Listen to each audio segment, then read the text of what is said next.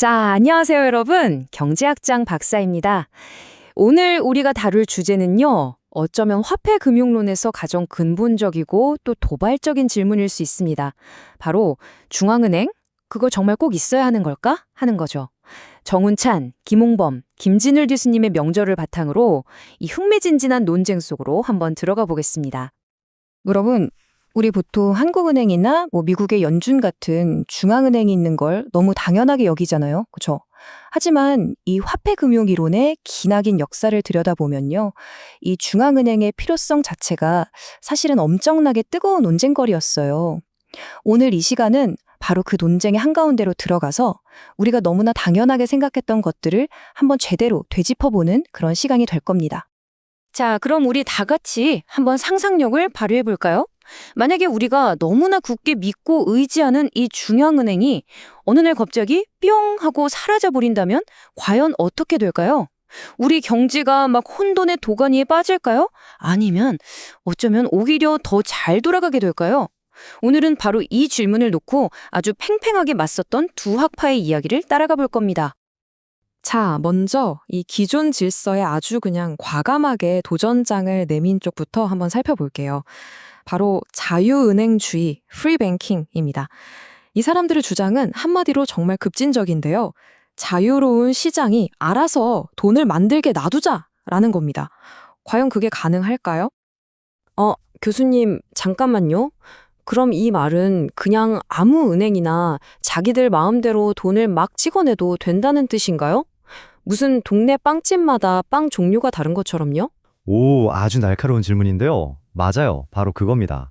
자유은행주의의 핵심 아이디어가 바로 그거예요. 화폐도 결국엔 하나의 상편이다라고 보는 거죠. 모든 상품이 치열한 경쟁을 통해서 품질이 좋아지고 가격이 합리적으로 되듯이 화폐 역시 여러 민간은행들이 경쟁적으로 공급할 때 가장 효율적이고 안정적일 수 있다. 바로 이겁니다. 그러니까 이 사람들의 논리는 아주 간단하고 명쾌해요. 아니, 왜 화폐 발행이라는 중요한 일을 단 하나의 기관이 독점해야 하냐는 거죠. 이건 불공정하다는 겁니다. 오히려 수많은 민간은행들이 서로 더 좋은 돈을 만들기 위해 경쟁할 때 시스템 전체가 더 안정되고 효율적으로 변한다고 주장하는 거예요. 마치 여기 이 그림처럼 수많은 상인들이 각자 다른 상품을 팔면서 시장 전체에 활기가 넘치는 것처럼 말이죠. 이들에게 중앙은행의 발권 독점은 그저 불필요한 규제일 뿐이고요. 심지어 정부의 입김을 받는 중앙은행이 정치적인 이유로 오히려 경제를 더 불안하게 만들 수 있다고 아주 강하게 비판합니다.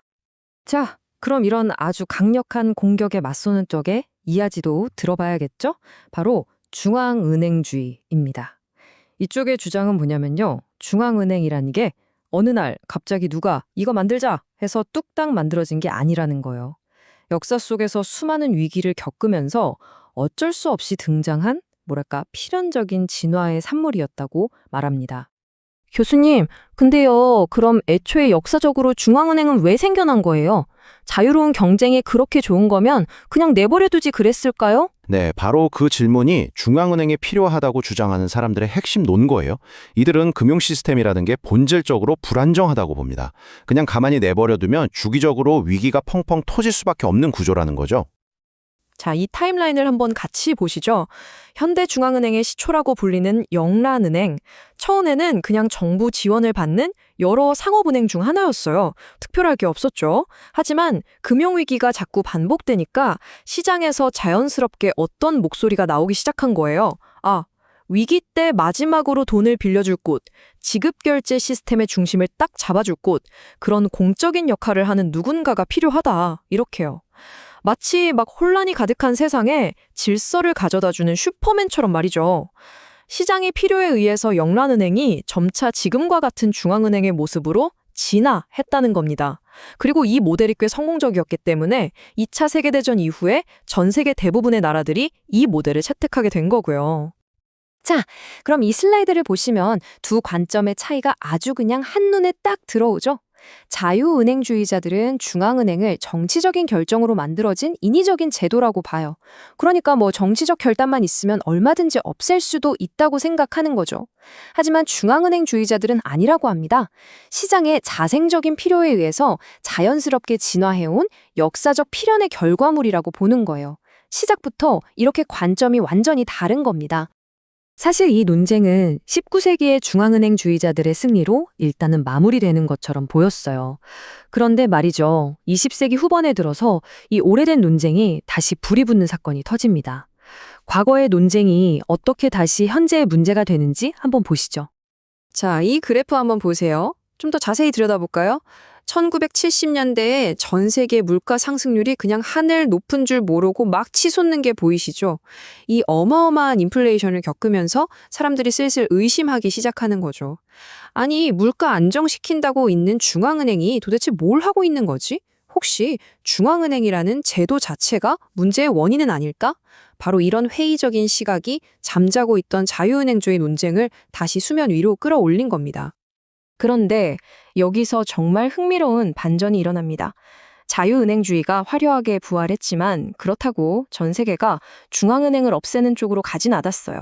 대신에 이들의 날카로운 비판이 오히려 기존 중앙은행 제도를 더 단단하게 만드는 뭐랄까 건강한 채찍질이 된 거죠. 비판의 목소리가 있었기에 중앙은행이 스스로를 돌아보고 더 나은 방향으로 개혁할 수 있었던 겁니다.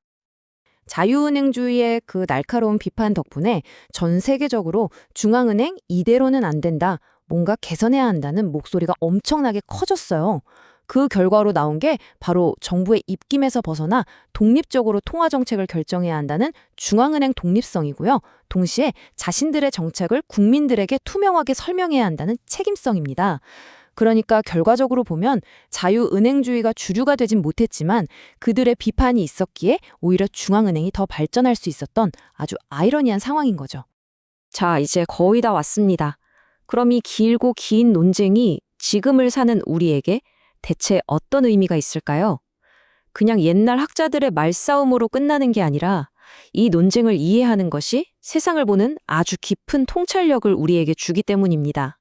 바로 이 슬라이드가 오늘 이야기의 핵심 중의 핵심입니다. 결국 이 모든 논쟁은 시장을 어떻게 바라보느냐 하는 근본적인 가치 판단의 차이에서 시작돼요. 자유은행주의는 시장이 웬만한 문제는 알아서 해결하는 자동 조정 장치를 가진 거의 완벽에 가까운 시스템이라고 믿어요. 반면에 중앙은행주의는 시장은 불안전하고 때로는 심각한 오류를 저지르기 때문에 정부의 개입을 통해 보완해줘야 한다고 믿는 거죠. 여러분은 어느 쪽 생각이 더 마음에 와닿으세요? 이런 치열한 역사적인 논쟁을 거치면서 오늘날 현대중앙은행의 핵심 임무는 두 가지로 아주 명확하게 정리가 됐습니다. 바로 물가 안정과 금융 안정이죠.